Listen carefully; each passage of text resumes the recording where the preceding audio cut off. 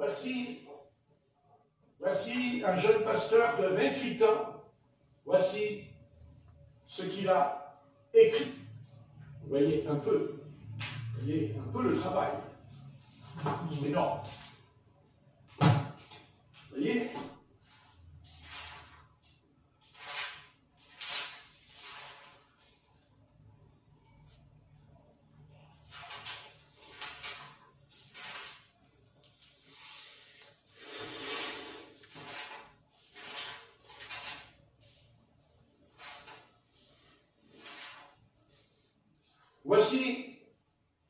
Voici ce jeune homme de 28 ans qui va s'adresser au roi de France, très chrétien. François Ier, de ce nom, son prince et souverain seigneur. Jean Calvin, paix et salut en notre Seigneur Jésus-Christ. En commençant à écrire le présent livre, je n'avais pas l'intention, sire, c'est-à-dire le roi de France, sire, d'écrire quoi que ce soit à votre majesté. Mon but était seulement d'enseigner quelques éléments simples, destinés à alimenter la piété de ceux qui éprouvent le désir de servir Dieu. Je voulais simplement que mon travail soit utile aux Français, dont je voyais plusieurs avoir faim et soif de Jésus-Christ, et bien peu le connaître comme il le fallait. Ce projet ressort clairement du livre dans lequel j'ai utilisé la forme la plus simple possible d'enseignement. Mais voyant que l'opposition de quelques personnes mal intentionnées avait-elle en votre royaume, c'est-à-dire royaume de France, qu'elle n'avait laissé aucune place à la saine doctrine, c'est-à-dire apostolique. Il m'a semblé expédient d'utiliser ce présent livre à la fois pour l'instruction de ceux que tout d'abord j'avais délibéré d'enseigner, mais aussi comme confession de foi, afin que vous connaissiez quelle est la foi contre laquelle s'élèvent ceux qui, par le feu et par le glaive, et bien sûr là, il fait expliquer que ce glaive, c'est l'Église catholique romaine, à l'époque. Trouble aujourd'hui votre royaume, c'est-à-dire qu'ils ont déclenché cette guerre de religion entre les catholiques romains et les protestants, une guerre de religion. Je n'aurai aucune honte à reconnaître que je présente ici une sorte de résumé de cette doctrine que certains estiment devoir être réprimée par la prison, le bannissement, la proscription et le feu, et qui déclare avec insistance devoir être totalement éradiquée. Aujourd'hui, merci pour la liberté que nous avons. Parce que je crois qu'on n'est pas bien conscient de la liberté que Dieu a permis que nous ayons ce soir pour faire cette réunion dans le royaume de France. Amen.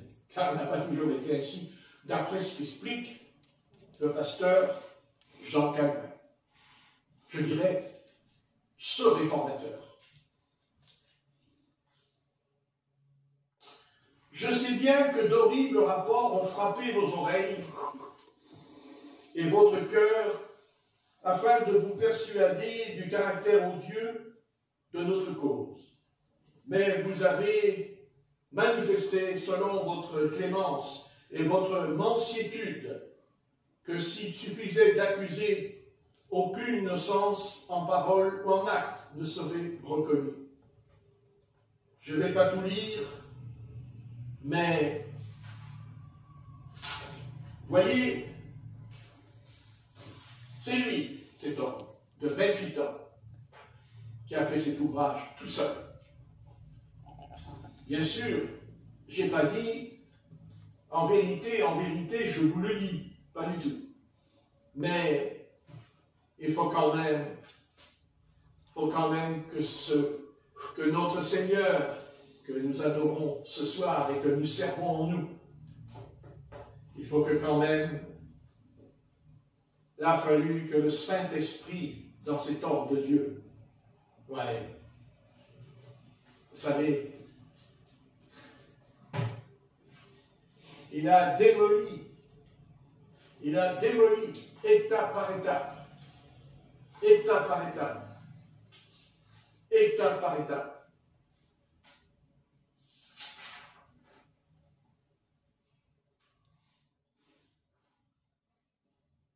Voici un chapitre.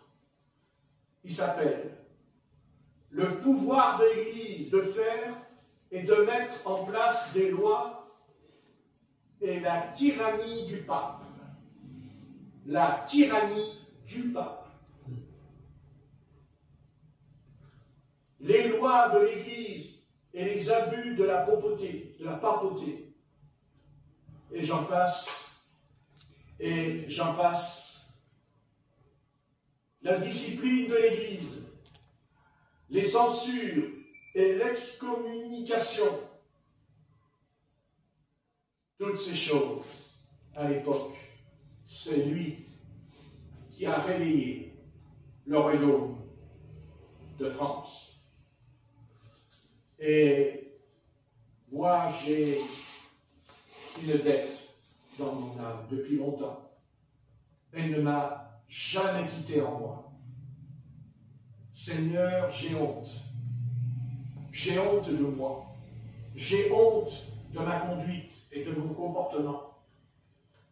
De ces frères et sœurs en Christ comme nous, qui ont perdu la vie, qui ont été torturés, massacrés, déportés,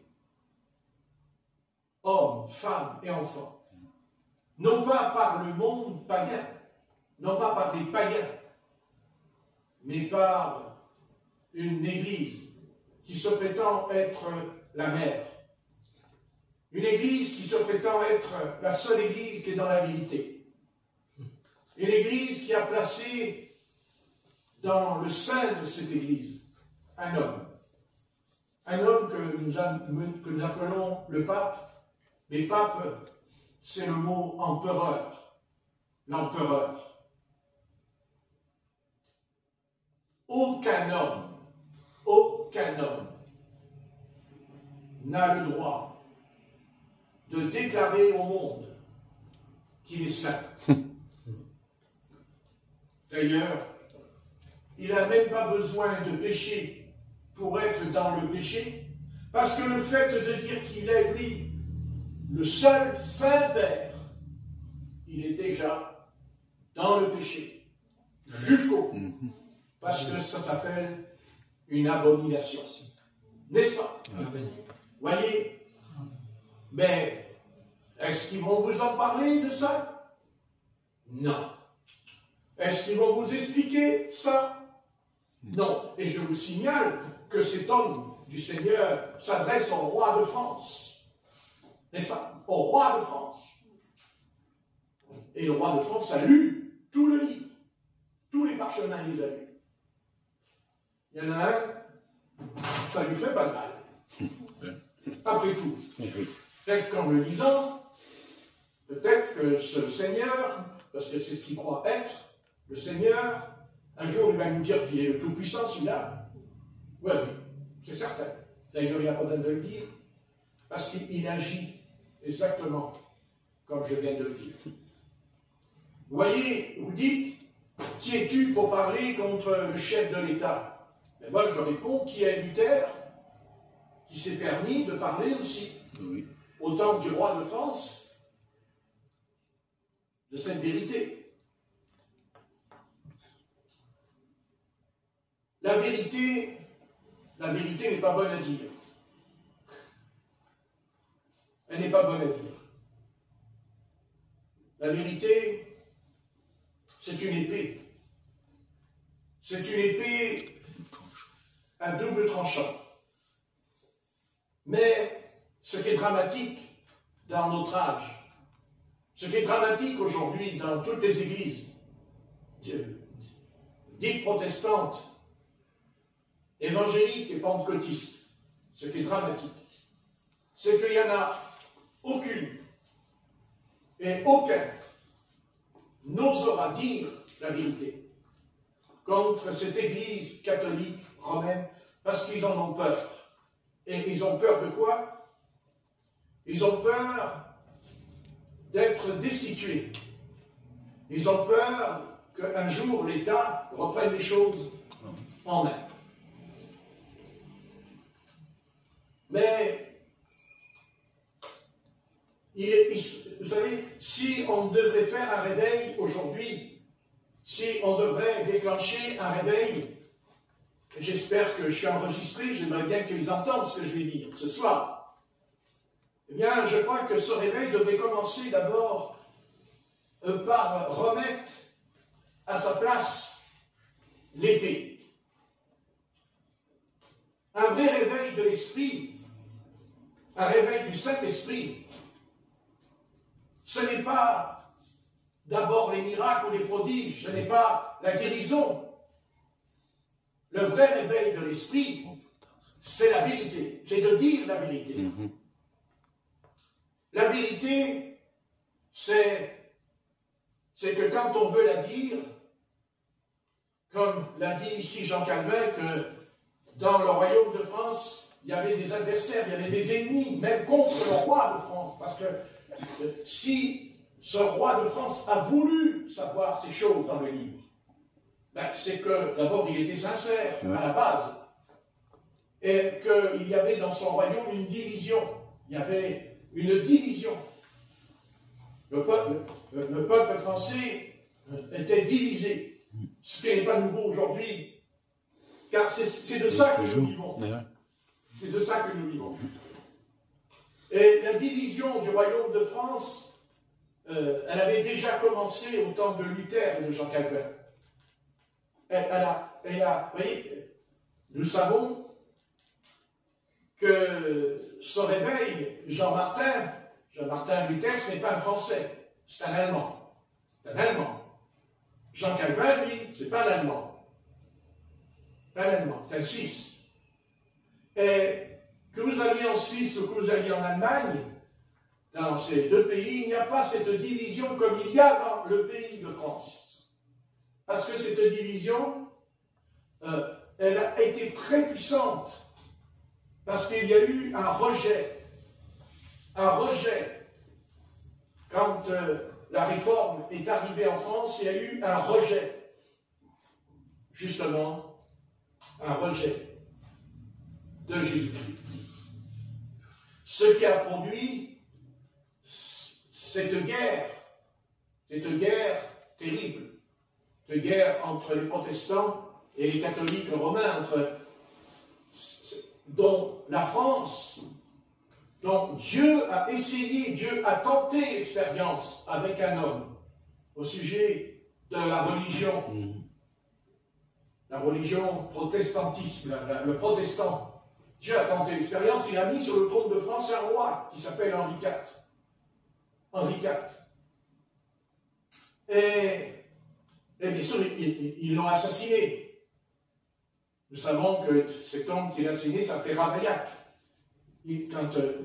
Quand il était dans son carrosse et que sur le pont à Paris, le pont de Neuilly, il est assassiné. N'est-ce pas? Et derrière, il y avait toute une organisation pour tuer cet homme. Seulement, il a commis une erreur, Henri IV. Il a commis une erreur. Et son erreur, il l'a payée. Parce que quand on connaît la vérité et qu'après, on va changer d'avis, on ne peut qu'avoir des ennuis. Et il a commis une erreur. C'est qu'après, il a renié qu'il était protestant et il s'est fait baptiser catholique romain. Et suite à ça, il y a eu cet assassinat. Voyez, on ne peut pas manger, on ne mange pas les deux sauces. C'est l'une ou l'autre. Et c'est ce qui a divisé le pays. Alors quand aujourd'hui on parle de ce pays de France qui est divisé en deux, nous sortons toujours la même rengaine. La gauche, la droite, l'extrême droite, pas tout le bazar. Mais ça, ce qui se passe dans le pays, sur le plan politique, d'ailleurs, on n'entend rien. On n'entend rien dans ce pays sur le plan religieux. Non. On n'entend rien du tout sur le plan religieux. On ne parle que de politique. Mystérieux. Et il fut un temps que dans ce pays, on était convaincu que la politique va résoudre tous nos problèmes. Que la politique va nous sortir de toutes les épreuves. Eh bien, aujourd'hui, ils découvrent que c'est faux. Et c'est faux. Il ne sait pas qu'ils le découvrent parce qu'ils l'ont lu. Ils découvrent parce qu'ils sont en train de le vivre. Et que le malaise n'a pas commencé aujourd'hui, mais que le malaise remonte au temps de Luther et de Jean Calvin avec les papes de Rome, avec cette organisation. Car il ne faut pas oublier qu'à l'époque, cette organisation avait tout pouvoir sur la terre, car ils avaient les dragons du roi, les soldats du roi avec eux, pour arrêter les chrétiens protestants et de les tuer. Et de tuer même les enfants. Alors aujourd'hui, nous sommes dans le déni le plus complet, le déni le plus terrible de l'histoire du peuple français.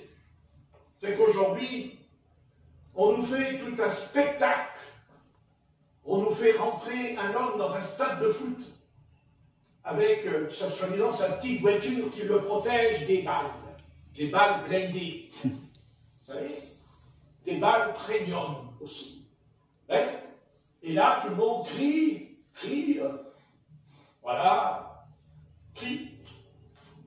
Mais moi, dans le stade, moi, j'aimerais entendre le cri du peuple de Dieu, issu du protestantisme, dont nos frères et nos sœurs ont péri et ont perdu la vie et la santé.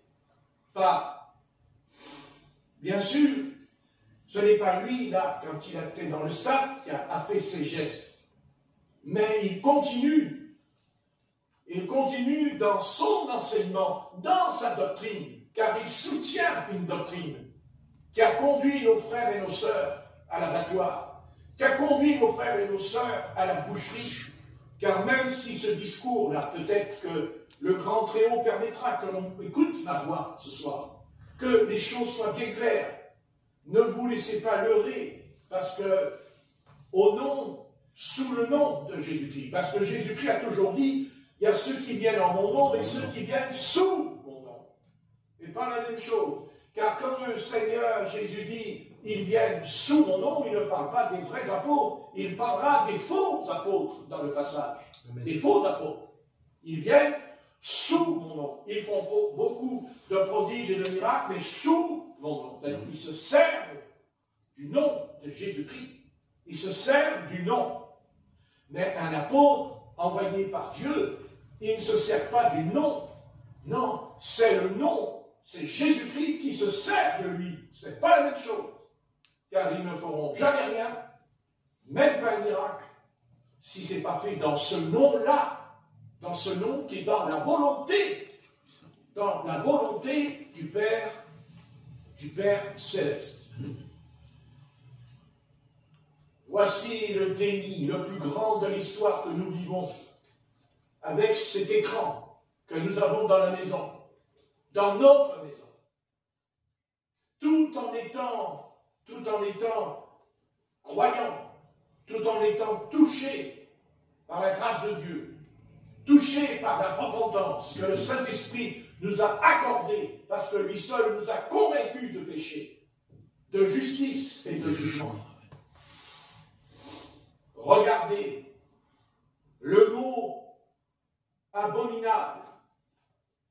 Et cette abomination, c'est l'idolâtrie. C'est l'idole. nous l'avons lu tout à l'heure, il dit dans les chambres se pratiquait le culte des idoles. Il dit des puissances invisibles. Et plus loin, il dit des puissances des ténèbres. N'est-ce pas? Des puissances des ténèbres. Bien sûr. Aujourd'hui, l'humanité regarde cette Église, car c'est là la conviction, à part bien sûr les Juifs et les musulmans, qui ont quand même bien compris certaines choses. Ça ne veut pas dire qu'ils sont dans l'humilité pour autant, mais au moins eux, ils ont compris quelque chose. Remarquez, c'est tout à fait normal, puisque de toute façon, nous savons que, nous comprenons qu'Abraham a eu 2 fils, il a eu Isaac et Ismaël. Et fils ou pas fils, d'ailleurs, une postérité, une semence ne peut pas venir dans le sens de la femme, même si elle est enceinte, et même si elle porte l'enfant. Et bien sûr, on dit l'enfant vient de la femme. Non, l'enfant ne vient pas de la femme. La femme porte la semence que l'homme a introduite dans son sein. Amen. Que ça soit bien clair. Elle est porteuse. Elle porte. Dieu a voulu la relever. Dieu a voulu la rétablir. Parce qu'elle était tombée si bas que Dieu lui a fait une promesse en disant à elle que ta postérité, ta semence écrasera la tête, c'est-à-dire la semence du serpent. Et la semence du serpent, vous dites, mais ça n'existe plus, la semence du serpent. Ah si, si. Parce que moi, je vais vous dire quelque chose. L'Église catholique romaine est la semence du serpent. Je parle pas physique, spirituel. Ce qui est pire. Ce qui est pire. Parce que, vous savez, il s'en passe des choses dans l'invisible. Il s'en passe des choses dans l'invisible. Oui, il n'y a pas de doute.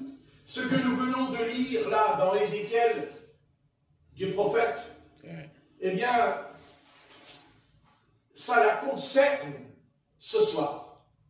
Car on peut bien relire, voyez, et il me conduit à l'entrée du parvis. Je regardais, et voici, il y avait un trou dans le mur, et il me dit, fils de l'homme, perce la muraille. Ah, tiens, perce la muraille.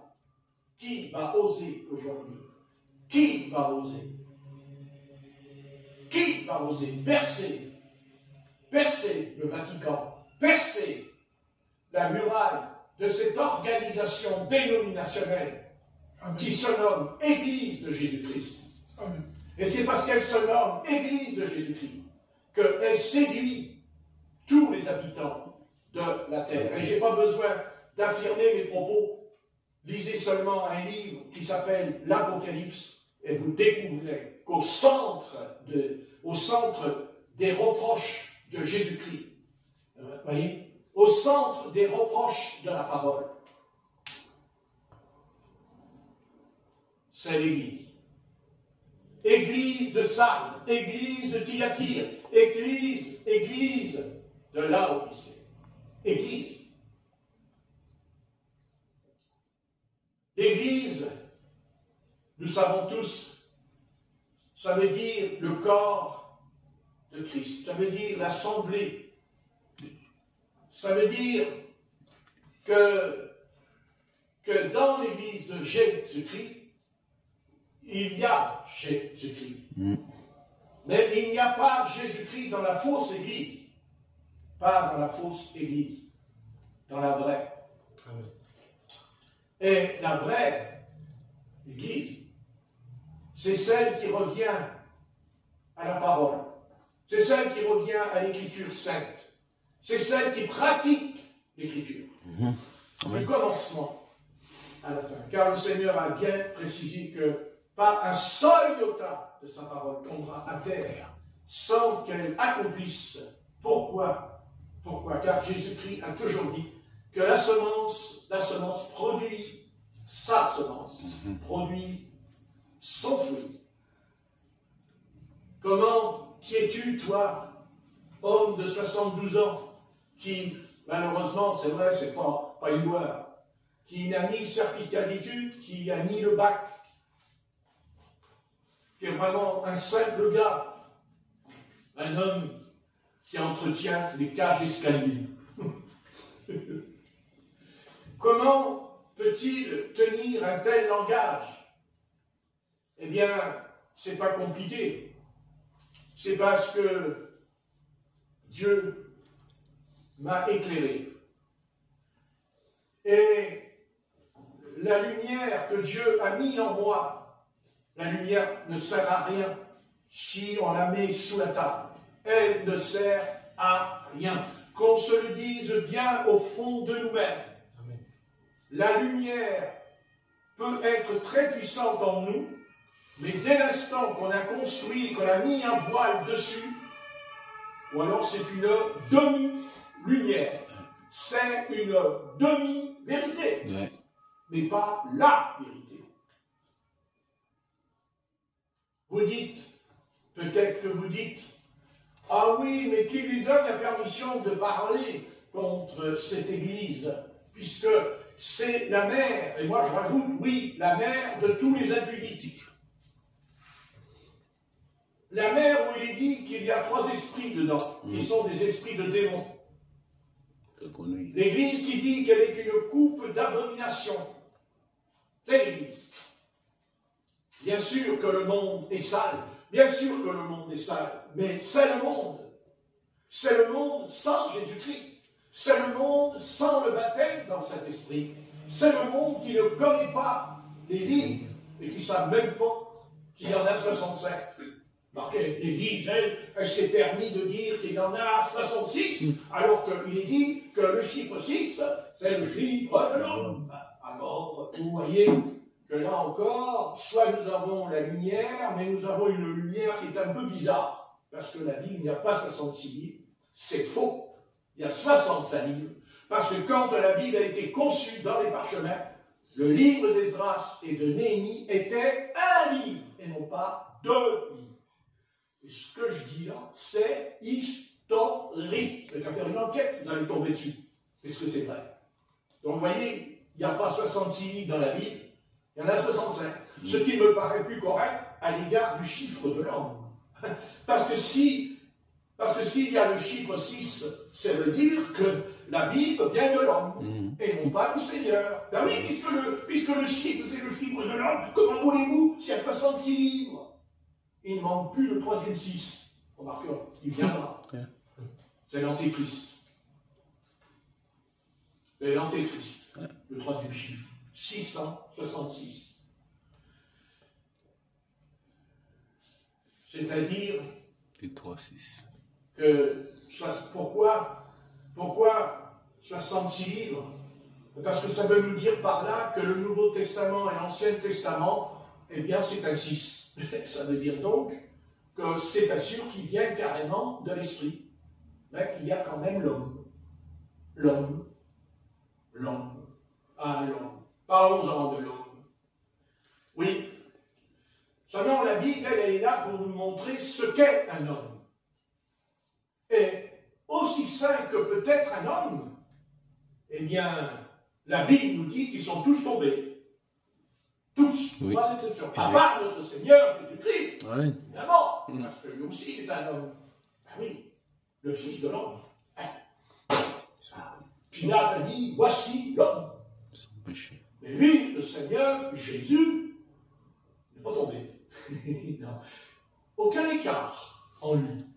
Bien sûr, nous connaissons son origine. Évidemment. Connaissons son origine. Le Saint-Esprit est entré dans Marie. Voilà. Moi, je n'aime pas dire la Vierge Marie. Non. Elle est entrée dans Marie. L'ange Gabriel n'a pas dit Sainte Vierge. Ce n'est pas écrit dans la Bible. Amen. L'ange Gabriel, il ne dit pas bonjour, Sainte Marie Vierge.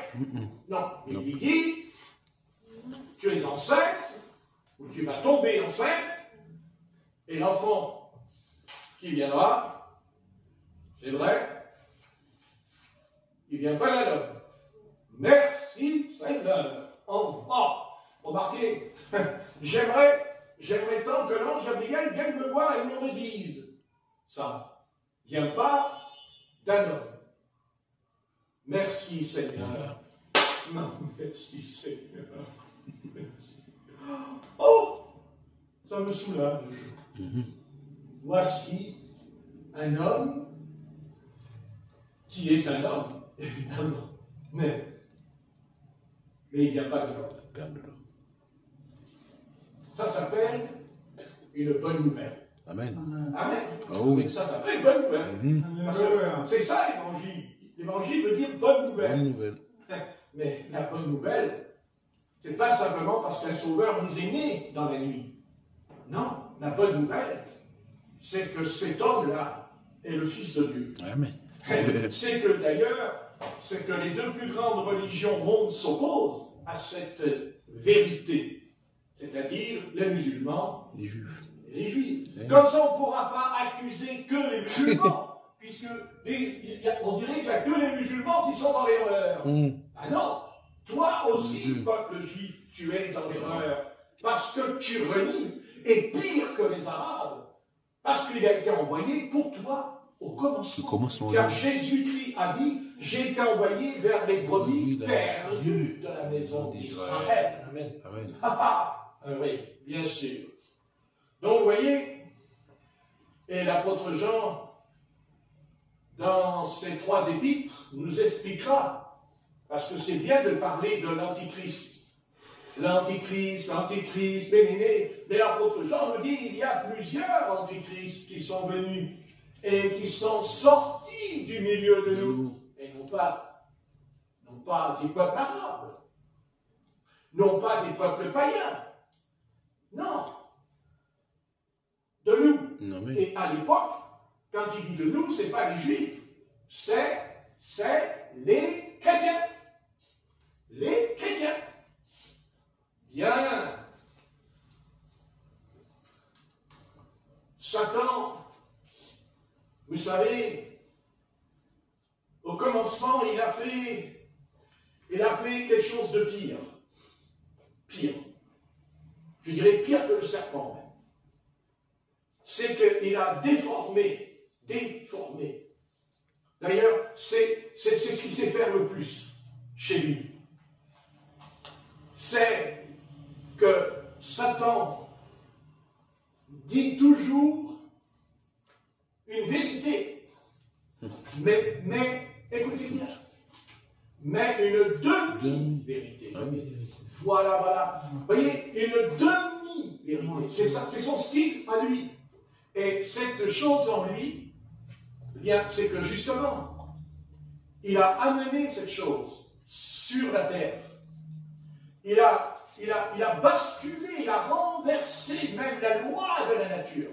Il a renversé, pas la loi, les lois de la nature. Il a renversé les lois des animaux. Et, bien sûr, il renversera les lois de l'homme.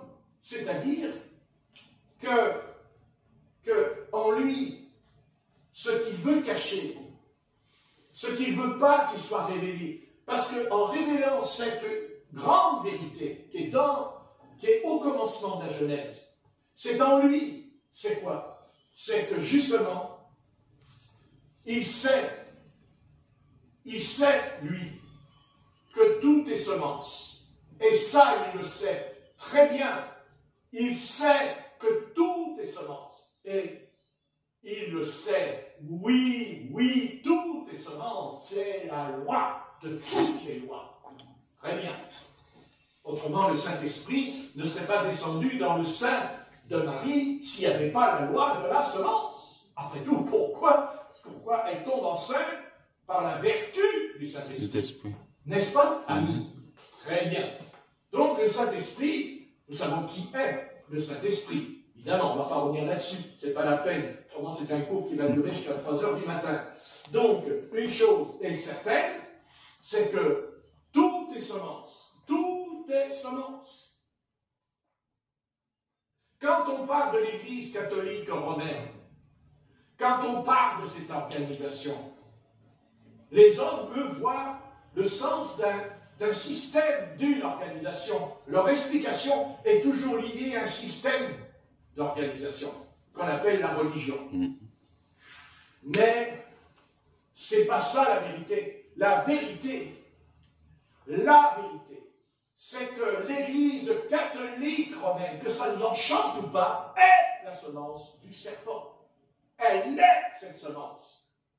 Car le serpent qui est le diable, nous dit l'Apocalypse, veut prendre la place du Seigneur Jésus-Christ.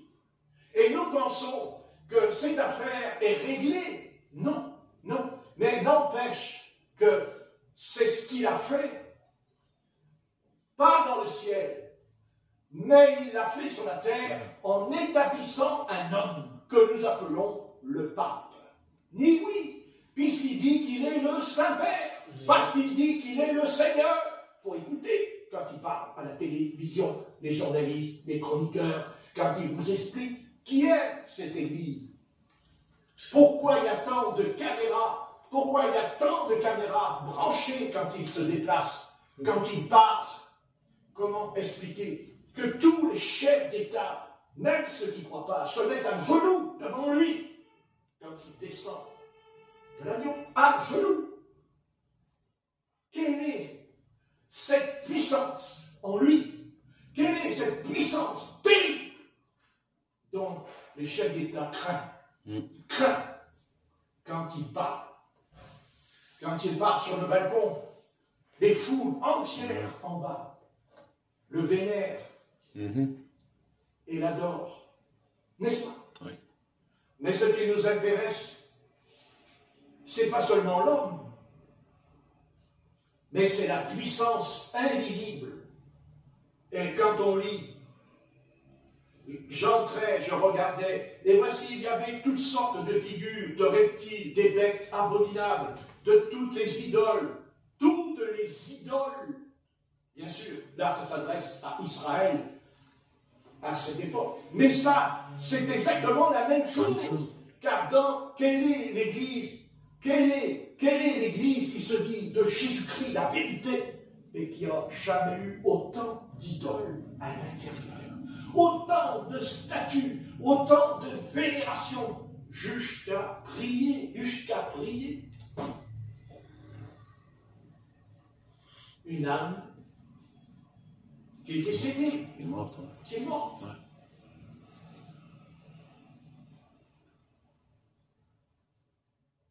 Quelle est cette subtilité? Et là, je vais dire le malin, car il est le malin. Et dans sa malice, quelle est cette subtilité de faire monter? Voyez, le pape n'est plus rien. Il n'est rien s'il n'y a pas le culte de Marie avec lui. Il n'est plus rien. Le jour où ils supprimeront le culte de Marie, le jour où ils reconnaîtront qu'elle a eu des enfants après le Seigneur, alors là, c'est que vraiment il y a eu un vrai réveil en elle. Et non pas parce que l'Église charismatique catholique romaine parle en d'autres langues comme nous. Non. Non. Le parler en langue n'est pas une preuve que tu as reçu le Saint-Esprit. C'est un signe. Oui. Oui. Mais pas une preuve. La preuve, elle est là, la preuve. La preuve, elle n'est pas dans une page, et puis je saute la page. Vous savez, quand je lis, je saute. Hop, hop. Non. C'est toutes les pages de la Bible. Toutes les pages de la Bible. Et pas seulement la page qui est là, mais aussi de l'autre côté. Amen. Amen. Amen. Bien sûr, amen. Comme nos frères et nos sœurs protestants dans l'ancien monde dans lequel ils ont traversé. Et ça, mes amis, vous savez, je loue et je remercie le Seigneur de ce qu'il me tient debout. Mais je sais une chose, que déjà pour que j'ai pu venir à lui, mais seulement il ne faut pas venir seulement au Seigneur sur un coup d'émotion, comme ça se passe beaucoup aujourd'hui, car vous savez, il y a beaucoup d'émotions dans les réunions, de sensibilité, de sensiblerie aussi, par la masse qui se communique entre nous. Vous voyez? Non. Je suis venu où vous êtes, chacun pour vous, votre expérience. Vous n'êtes pas venu à Jésus-Christ parce que vous étiez dans la foule. Vous n'êtes pas venu à Jésus parce que vous étiez dans la masse, comme le font quand ils font des galas, quand ils font des variétés. Vous savez, tout le monde est bien en l'air, tout le monde chante. Et aujourd'hui, dans ces grands mouvements évangéliques, tout le monde saute, tout le monde est en l'air, même qui tombe par terre. Mais ça, c'est pas le réveil. Le réveil, bien-aimé. Qu'est-ce que c'est qu'un réveil? Qu'est-ce que c'est qu'un vrai réveil? C'est quand le Seigneur va labourer ton cœur. C'est quand labourer, ça veut dire quand le Seigneur va passer la charrue. Vous savez, dans les champs. Quand on sème, on ne sème pas tant que la charrue n'a pas retourné la terre. Ouais. C'est pas vrai. Autrement, la semence va rester au-dessus. En surface. Amen. Vous voyez ce que je dis? On retourne la terre et on sème et elle tombe dedans. Et après, elle se referme. Mais dedans, c'est pas vide. Il y a la semence. Un vrai réveil. Je vais vous le dire ce que c'est qu'un vrai réveil. Un vrai réveil, il commence d'abord personnellement, chacun pour soi. Amen. Le réveil, il commencera toi tout seul, toute seule. Quand tu auras la révélation, quand tu auras même un contact du Saint-Esprit en toi avec Jésus, seul avec lui. Je vais te dire pourquoi. Parce que d'abord, nous sommes tous chacun différents. Nous n'avons pas eu tous le même parcours, le même chemin. Et quand Jésus vient dans notre vie, il vient non pas en faisant des miracles, en faisant des prodiges. Jésus-Christ vient. Le miracle, c'est une confirmation que la parole est la vérité. Mais le miracle du Christ, c'est la repentance. C'est la repentance au fond, au plus profond de nous. C'est un contact personnel avec le Seigneur Jésus-Christ, où nous entendons sa voix. C'est le réveil de Zachée. Zachée, qui monte dans un arbre pour se planquer. Yeah. Et que le maître passe et s'arrête sous l'arbre et qui dit, Zachée, descends. Et quand il descend, le Seigneur ne lui demande pas s'il est malade. Il ne lui demande pas s'il a le cancer. Il ne lui demande pas s'il a la leucémie. Il ne lui demande pas. Il dit, quoi? Zachée dit au Seigneur, viens chez moi. Viens chez moi. Et tous les deux, ils sont entrés dans la maison. Et la Bible nous dit que ça a duré un moment. La foule attendait. Et pendant ce moment, la foule qui était là a vu Jésus, a vu la démonstration de Jésus par des miracles, mais n'a pas été sauvé. Mais quand Zachée va sortir de la maison, il est sauvé. Oui. Parce que c'est ça le salut. C'est entre le Seigneur et toi. C'est le Seigneur qui va te parler à toi. Et d'ailleurs, l'Apocalypse nous éclaire à la fin des temps. Et dit, si quelqu'un ouvre la porte, j'entrerai en lui. Oui, j'entrerai. Mais le Seigneur n'entre pas en forçant la porte. Il dit, si quelqu'un ouvre, si quelqu'un a des oreilles, entend ce que l'Esprit dit. Vous voyez, celui qui a des oreilles, celui qui a des yeux, voit. Je ne parle pas des yeux humains, je parle des oreilles spirituelles. Je parle de cette voix en nous qui s'appelle la conscience. La conscience. Et c'est exactement d'ailleurs ce que le serpent voulait. C'est ce que j'ai dit quand j'ai prié le Christ tout à l'heure. C'est ça qu'il a voulu et il a atteint son but en disant, oui, mangez-le l'arbre du fruit de la connaissance et du mal. Vous dites, c'est pas Satan qui a créé, c'est Satan qui... Alors c'est Satan qui a créé l'arbre là? Ah non, Satan ne peut pas créer un arbre, c'est Dieu qui a créé cet arbre. Il l'a mis à côté de l'arbre de vie. Parce que Dieu voulait amener les choses à maturité. Ils n'étaient pas mûrs. Ils n'étaient pas mûr. D'ailleurs, il ne leur a pas interdit. Est-ce qu'il a dit, je vous interdis de manger de l'arbre de vie? Il n'a pas dit ça, le Seigneur à Adam et à Ève. Il a dit, elle-même, elle a dit, Dieu nous a défendu d'en manger. Oui, mais pourquoi Dieu l'a défendu? Parce que tous les prédicateurs ont dit, et même les prêtres, c'est Satan là. Non, non, non, non, non. Moi, le Seigneur m'a ouvert les yeux et m'a dit, non, non, non, non, non, non. L'arbre de la connaissance du bien et du mal. Non, non, non, non, non, non. C'est mon arbre à moi. C'est moi qui l'ai créé. Et oui. Et quand il dit le bien et le mal, c'est parce que seul Dieu peut contrôler le bien et le mal. Seul Dieu peut le faire. Tout simplement. Seul Dieu. Et c'est pour ça qu'il le dit. Afin qu'il ne devienne pas comme l'un de nous. Vous voulez qu'on le dise? L'un de nous.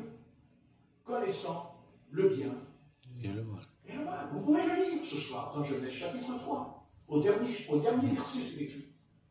Et il les chasse d'Éden. Il les chasse hors du jardin.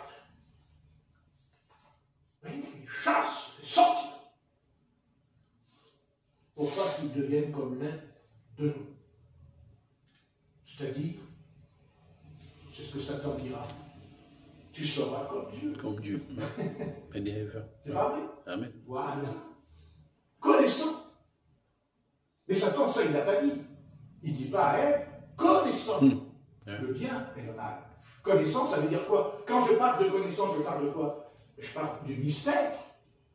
Le mystère. La connaissance, c'est le mystère. L'apôtre Paul dira, je vous dis un mystère, nous nous mourrons à tous. Vous voyez? Il dit, je vous dis un mystère. Alors, si c'est un mystère, comment pouvons-nous expliquer comment sera l'enlèvement? Comment l'enlèvement va? Non, personne ne peut expliquer, d'ailleurs, ni le jour ni l'heure, entre parenthèses, et en plus, on ne peut pas l'expliquer. On sait qu'une chose, c'est qu'on ne va pas mourir. On va mourir. Mais ce soir, il y a un homme qui ne meurt pas. C'est Christ, c'est le nouvel Adam. Amen. Le nouvel Adam. Amen. Amen. Amen. Le nouvel Adam. Il ne meurt pas. Et c'est pour ça qu'on ressuscite, parce qu'il ne peut pas mourir. Imaginons-nous ce soir, avec tout ce que j'ai dit, avec tout ce que je vous raconte, enfin, ce n'est pas un conte de fées, attention, mais avec tout ce que je vous raconte, imaginons-nous que j'aurais raconté ces choses tout au début de ma conversion. Mon pauvre Patrick. Mais mon pauvre Patrick. Mais je serais dans un tel état. Mais dans un tel état. Mais ces choses, je ne les ai pas reçues au début. C'est lentement. Ça a pris des années. Parce qu'il a fallu. Il a fallu d'abord que le Seigneur dépouille en nous. Et oui. Il a fallu que le Seigneur dépouille. Non.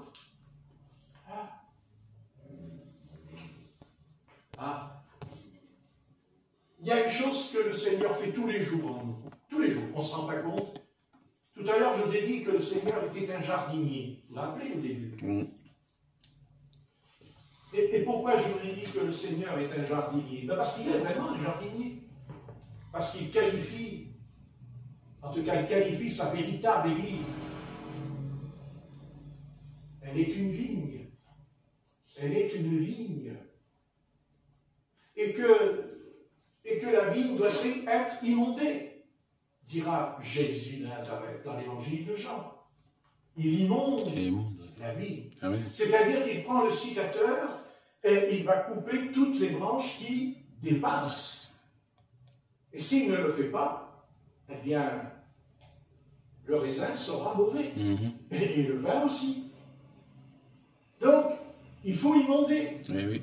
Amen. Et c'est exactement ce que l'Esprit Saint, puisque le Seigneur Jésus, en tant que Fils de l'homme, en tant que Fils de Dieu, en tant que Fils de David, n'est pas sur la terre ce soir. Non. Il est assis à la droite du Père Céleste.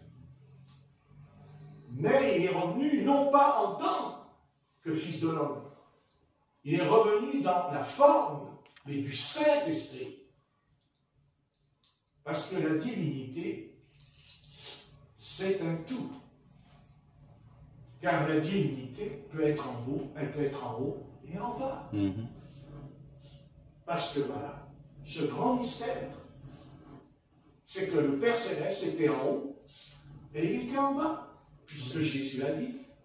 Qu'est-ce qu'il dit? Il dit, le Père qui est dans les cieux. Et après il dit, le Père qui est en moi. Voilà. Voyez, les hommes religieux ont toujours en eux cette tendance de nous enfermer dans une boîte de conserve. Ah, la boîte de conserve. C'est une belle affaire, la boîte de conserve. Ça permet de garder la nourriture pendant des années dedans, sans qu'elle pourrisse. Seulement la nourriture qui est dedans, elle n'est pas dans son origine.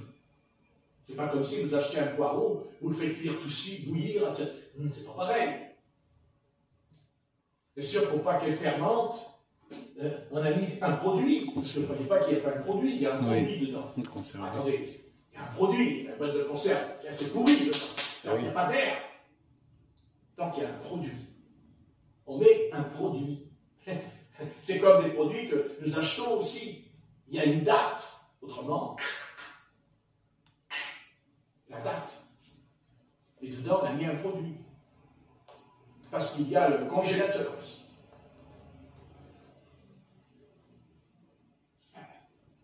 Mais ce n'est pas l'origine. C'est pas l'origine. Et c'est pour ça que l'Église catholique emmène la semence du serpent.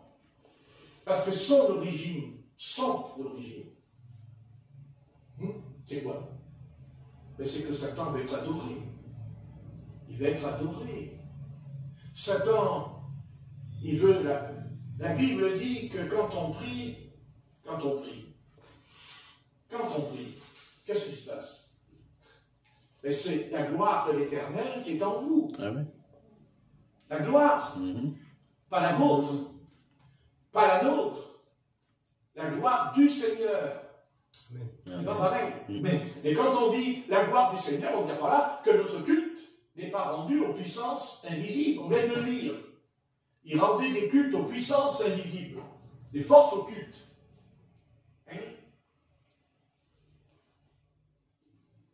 Et dans l'Église catholique romaine, c'est la première puissance des forces occultes, parce qu'elle pratique ce qui est interdit dans la Bible. Pas seulement d'adorer des idoles, et de rentrer en contact avec les morts. C'est interdit dans la Bible. Amen. Digne de mort ceux qui commettent ces choses. Pas simplement ceux qui couchent homme avec homme, pas simplement ceux qui couchent femme avec femme, comme c'est écrit dans l'Épître aux Romains, chapitre 1, versets 26 et 27. Non. C'est bien plus grave que ça, car on vient de le lire. Les idoles qui influencent l'âme. Et cette influence ne vient pas du Seigneur, car cette influence va détourner votre âme de la véritable adoration. C'est-à-dire, tu adoreras ton Dieu, lui seul. Amen. Amen. Amen. Amen. Lui seul. Et quand on parle de la fin des temps, quand on parle de la fin du monde, quand on parle des guerres, des bris de guerre, des famines, tout ça, mais il y a une chose qui ne parle pas aujourd'hui, c'est l'idolâtrie. Car c'est ça qui va venir, c'est ça qui va se mettre en place. Et c'est écrit dans Daniel, chapitre 9, 10. Il est parlé d'une idole qui sera mise sur la place publique. N'est-ce pas? Amen. Et quelle est cette idole? Quelle est cette idole que l'humanité va adorer, dont il dira, nul n'est semblable à la bête? Qui est cette bête? Quelle est cette personne qui va être adorée, non pas par une nation, mais par toutes les nations de la terre? C'est toi, monsieur le pape. Oui, je ne m'adresse pas à l'homme, je ne suis pas contre l'homme en lui. Pas du tout, je le respecte. Et si je le rencontre, je ne dirai pas, ah, ça certainement pas. je pourrais lui dire, pour rester poli, frère, maintenant dans mes pensées, faux frère. Faux frère. Monsieur.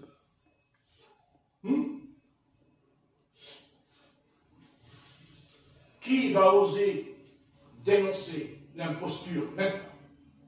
Qui va oser?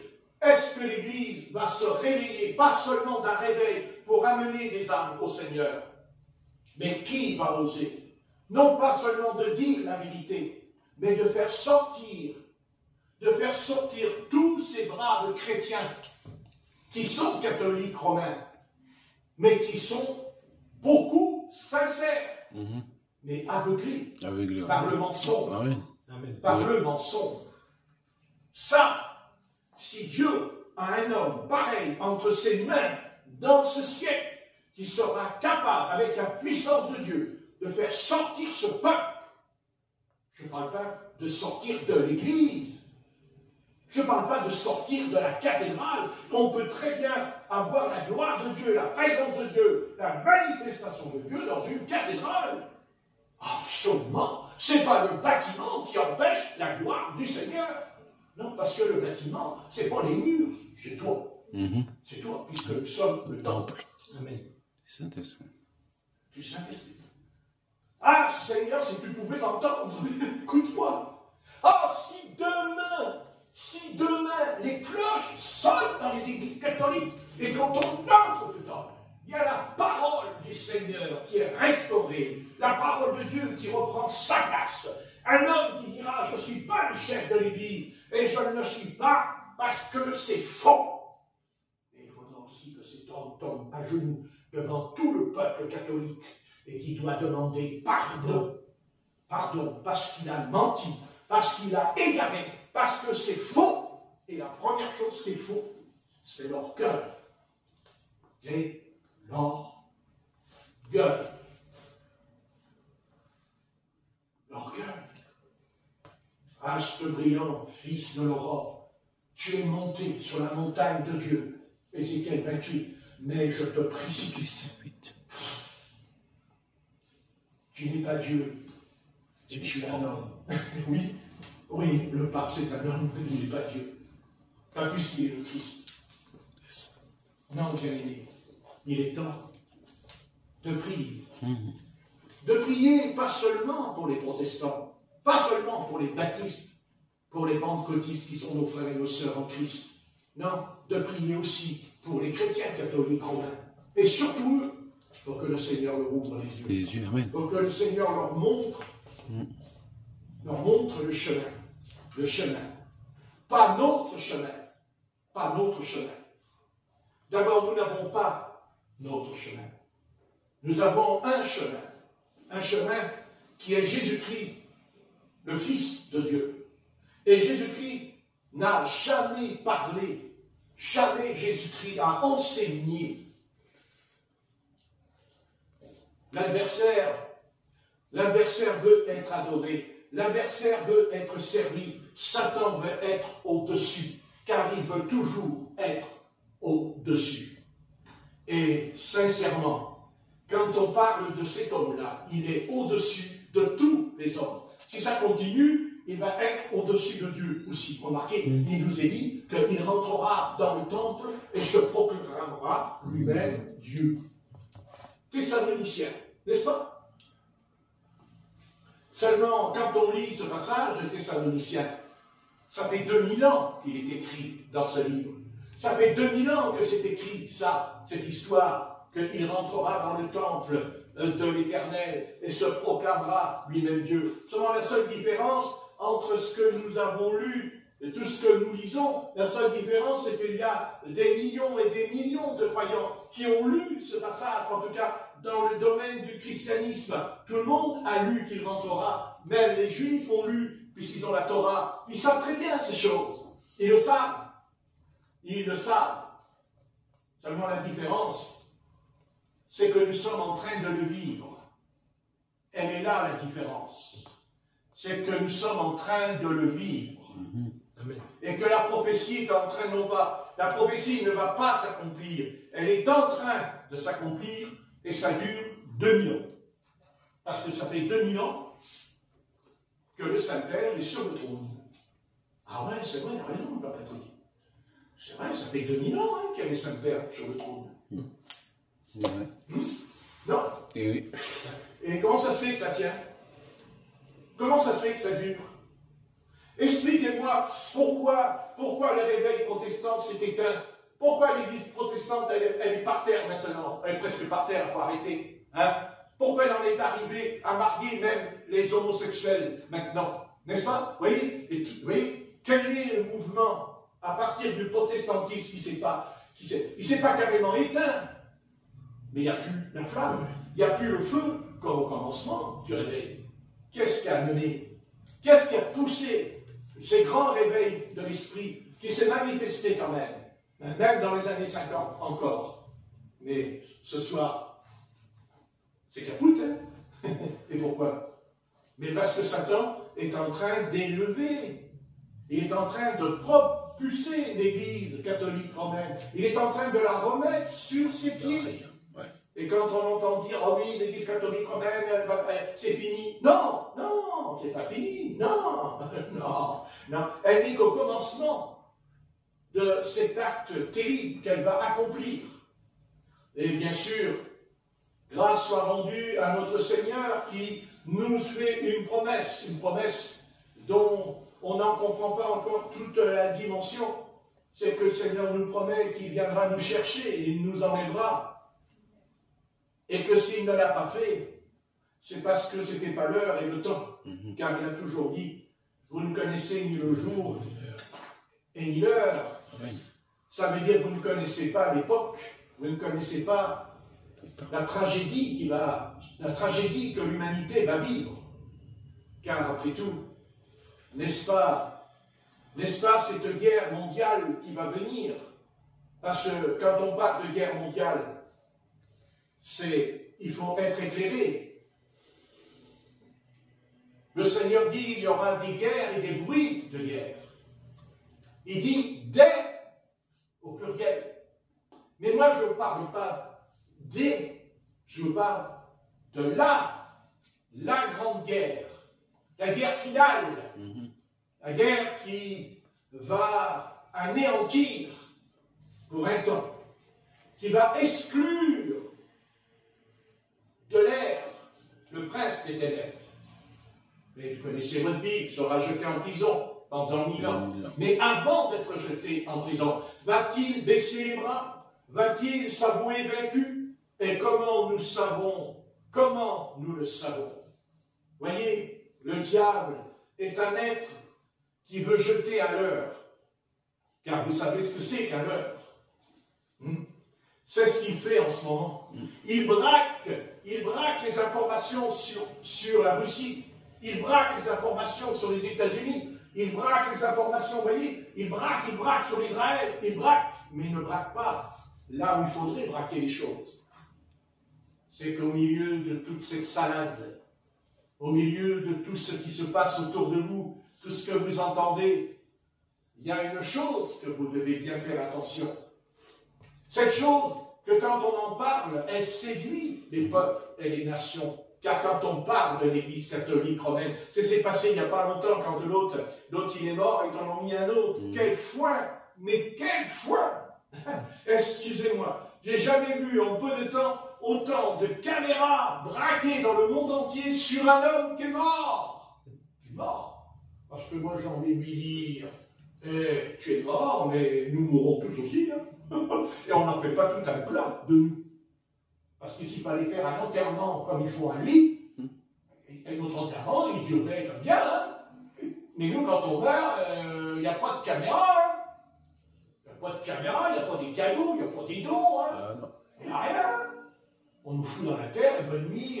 Si t'es chrétien, on te fait une petite croix dessus, là, tu vois. Mais enfin, celui qui est en dessous, il n'a jamais cru au Seigneur. Hein. On est quand même une croix. C'est intéressant, ça. Enfin, passe, Patrick. Laisse tomber.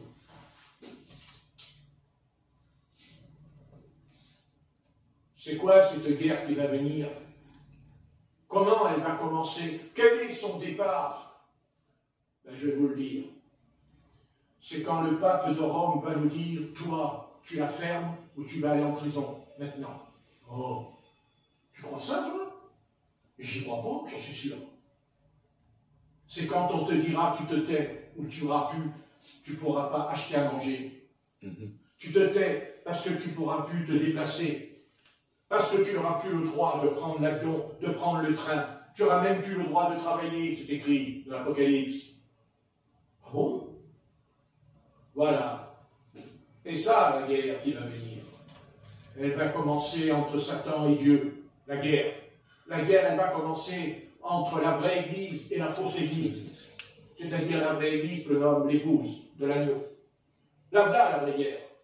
Et quand cette guerre-là va commencer, quand ça va commencer à titailler dans le monde chrétien religieux, il va venir aussi le judaïsme, il va venir aussi le Coran, tout va venir. Et les phares qui seront braqués sur nous, ce ne sera pas pour nous féliciter, ce ne sera pas pour nous faire des petits cadeaux. Non, non. Soit tu t'arrêtes, soit tu vas périr en prison. Hein. Ouais. Mais quand on ne va pas manger pendant 3 jours, on verra bien ce que tu vas faire. Oh, mais c'est pas possible. Bien sûr que c'est pas possible. En ce moment. Parce que Satan n'a pas encore lâché les chiens. Mais il va les lâcher, les chiens, sur nous. D'ailleurs, ne vous inquiétez pas. Ça n'empêche pas que le lion, il rôde autour de nous et qu'il rugit tout le jour autour de nous. Est-ce que l'apôtre Pierre, il a dit, le lion qui rugit? Non. Oui. Amen. Amen. Ah bon, il ne rugit pas, le lion? Il rugit tous les jours. Mais ce n'est pas l'heure de nous envoyer dans l'arène, comme ce fut le cas au temps de l'apôtre Pierre et de l'apôtre Paul, où ils étaient jetés dans l'arène. Et qu'on leur mettait une peau d'agneau sur le dos. Et l'odeur, les lions les bouffaient d'un coup, les enfants aussi. Vous dites, mais ça n'existe pas, ça. Qu'est-ce que vous racontez? Mais attendez, Annie, il faut que tu relis les livres d'histoire, Annie. Seulement, voilà, à l'école, ça, on ne va pas te le dire. À l'école, on ne va pas t'enseigner ça, à l'école. On va te le cacher, ce parti. Mais le Seigneur les a rattrapés. Parce que le Seigneur les a rattrapés. Et comment le Seigneur a rattrapé cette Église? Mais par ses abominations. Par ses abominations. Et c'est quoi ces abominations? C'est quoi? C'est pas l'homosexualité peut-être chez eux? C'est pas aussi la pédophilie peut-être? Ah bon? Oui, mais c'est des hommes, comme a dit le pape qui est mort. Il a dit, ah mais c'est un pécheur. Au sujet de ce prêtre qui s'occupait des pauvres. Il a dit, c'est un pécheur. Oui. Mais moi, j'aurais été devant le pape, j'aurais dit, mais toi aussi. Mais toi, t'es pire que lui. Toi, t'es pire que lui. Pire que lui. Parce que toi, tu représentes une autorité sur la terre. Mais toi aussi, tu sais très bien ce que tu fais dans ta chambre. Il n'y a pas que la croix avec Jésus au mur, hein, dans ta chambre. Vous croyez qu'ils ne pêchent pas, les prêtres? Vous croyez? C'est impossible. Je vais vous dire pourquoi. Parce qu'il dit que quand ils ont voué le culte aux idoles, ils sont dans le péché. C'est un péché. Quand on prie une idole, on est obligé d'aller dans le péché. C'est comme ça. C'est un ensemble.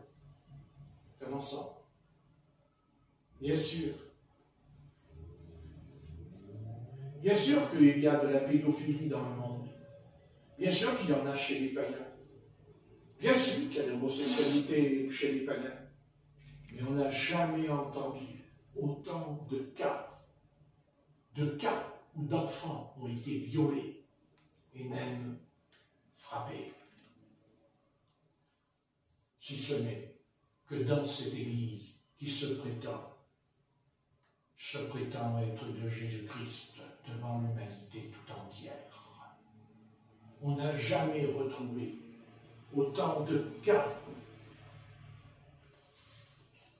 Quand ils nous font toute une histoire avec Bataram, avec le Premier ministre, mais arrêtez et posez-vous la question en vous mettant à genoux en prière et en disant « Seigneur, que s'est-il passé dans ce bâtiment? Que s'est-il passé dans ces chambres? Que s'est-il passé à ces milliers, pas des centaines, à ces milliers d'enfants qui ont été dans ce bâtiment de génération, car ça remonte à 1950. Posons-nous la question. Ce n'est pas seulement ce qu'ont fait les prêtres ou les instituteurs. Moi, c'est la souffrance du petit garçon qui avait 5, 3 ans, 7 ans. La souffrance de ce petit être qui, après avoir subi ces choses, est retourné dans son lit, et qu'il a dû s'endormir parce qu'il était très fatigué. Sur ça, il n'y a pas de doute. Mais quelle est la nuit de repos qu'il a pu avoir, le cauchemar, les cauchemars? Car personne ici ne peut pas dire qu'il ne rêve pas de quelque chose qu'il a fait, même des années en arrière, le rêve. Quelle est cette torture? Quelle est cette souffrance de ces petits qui se levaient le matin et qui se prenaient des gifles dans la figure, des coups de poing dans la figure, parce qu'ils n'allaient pas assez vite pour se brosser les dents? Quelle est cette souffrance terrible d'avoir subi des choses que normalement les adultes détraqués, parce que les adultes qui ne sont pas détraqués ne vont pas faire le sexe avec des petits enfants. Mais bien sûr que le monde le fait aussi. Mais pourquoi ce scandale quand c'est elle? Pourquoi cette chose qui parcourt la Terre et la planète quand ça éclate? C'est, vous savez, vous pouvez mettre un costume, bien vous habiller, mais sortez dans la rue et mettez le pied dans la boue, et la boue va éclabousser le costume. Tout bêtement. Moi, c'est pas ça qui m'atteint, c'est la boue. Parce que même si je n'ai pas été à Bataram, même si je n'ai pas vécu, mais je suis éclaboussé par les informations, je suis éclaboussé par ce que j'entends dans mes oreilles humaines, mais aussi les oreilles de ma conscience. Où la souffrance en moi, c'est quoi? C'est pas seulement les petits-enfants, c'est on n'a rien fait. On n'est pas intervenu, bien qu'on le savait.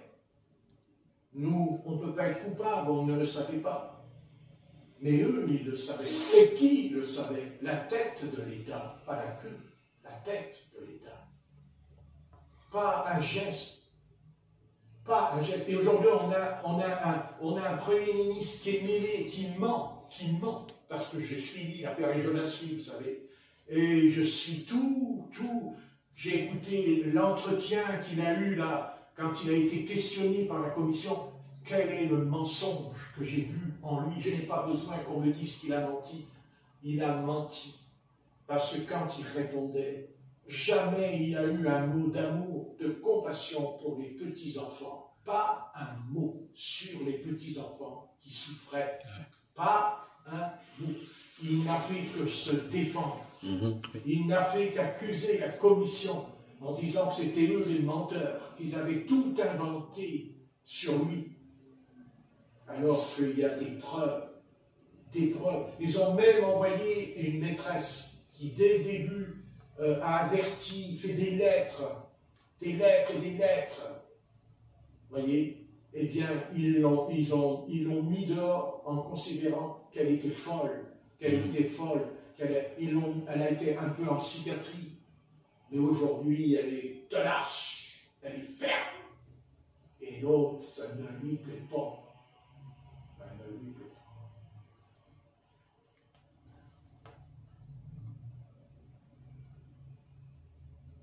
Bien sûr qu'il était au courant. Bien sûr qu'il n'y a pas que lui qui était au courant. Parce que vous voyez, quand on n'a pas été au courant de ces choses, C'est exactement ce qu'il y a en nous.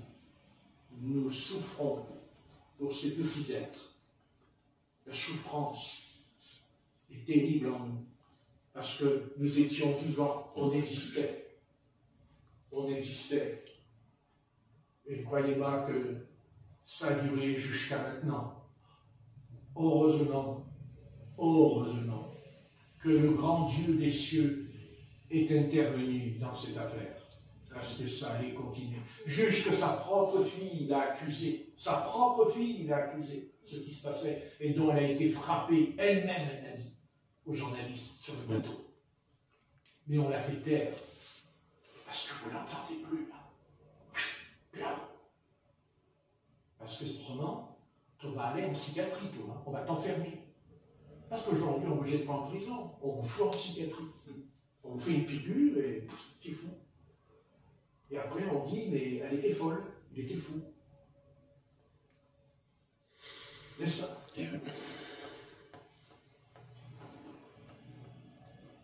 Quelle est cette omerta? Je crois que c'est le mot omerta. C'est-à-dire, quel est ce silence dont aujourd'hui encore on cache?